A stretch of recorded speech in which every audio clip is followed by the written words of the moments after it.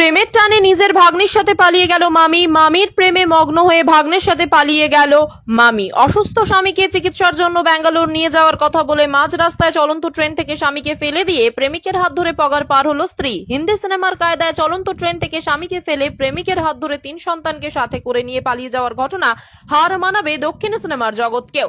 মৃত্যুর হাত থেকে বেঁচে রেল পুলিশের সহযোগিতায় বাড়ি ফিরে ঘটিবাটি হারিয়ে কায়দায় কিডনির সমস্যায় জর্জরিত মুর্শিদাবাদের শামশেরগঞ্জের শালারা মামিকেও ছাড়ছে না রে। চন্দন সিংহ। শালারা এত বড় হারামি বুঝু। জানা গিয়েছে দিন পনেরো আগে স্ত্রী লক্ষ্মী সিংহ সহ ছেলে মেয়েকে নিয়ে সাথে করে কিডনি চিকিৎসার এত হাসার কি হলো বড়া? ব্যাঙ্গালোর যাচ্ছিলেন পুলিশের যুবক চন্দন সিংহ। বিকাশ দত্ত বাবু, হারামি বধূর আত্মঘাত আপনি। আপনার কাছ থেকে তো সবাই শিক্ষা পাচ্ছে। লোন নিয়ে কর্মের জন্য কেনা টোটো গাড়ি এবং সোনা বিক্রি।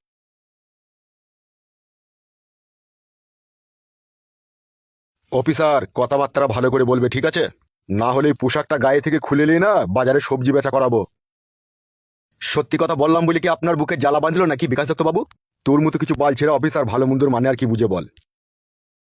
বিকাশ দত্ত বাবু, আমার মতো কিছু ঘুষখোর পুলিশ অফিসার আছে বলেই আপনি আপনার ওই চেয়ারে বসে ক্ষমতার দাপট দেখাতে পারেন। কি বলতে চাইছিস কি বে তুই? আমি ঘুষ না খেয়ে তোমার যে কুকর্ম তুমি যেগুলো করো তার জন্য যদি তোমাকে সাজা দিতে চাই না, তাহলে জেলের ভিতরে না তোমার চুলদাড়ি পেকে যাবে। আমার একই বাল পাকাইতে পারবি নাকি তাই আমার সন্দেহ হয়, আবার চুলদাড়ি মরাইছে। আমি পারবো না বলতে চাইছেন নাকি আপনি?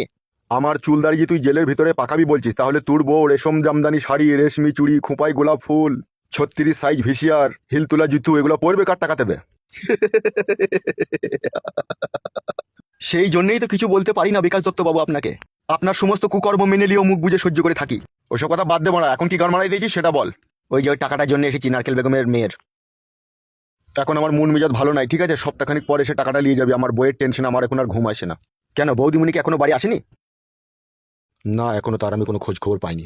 আসলে সত্যি কথা বলতে কি জানেন তো বিকাশ দত্ত বাবু, হয়তো আপনি রাগ করবেন বললে। না না, রাগের কি আছে বল না।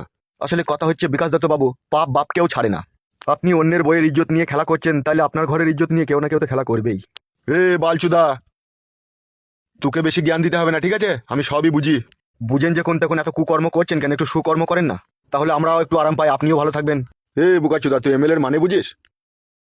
বুঝি না এমন কোনো জিনিস নেই স্যার পৃথিবীতে, সবই বুঝি।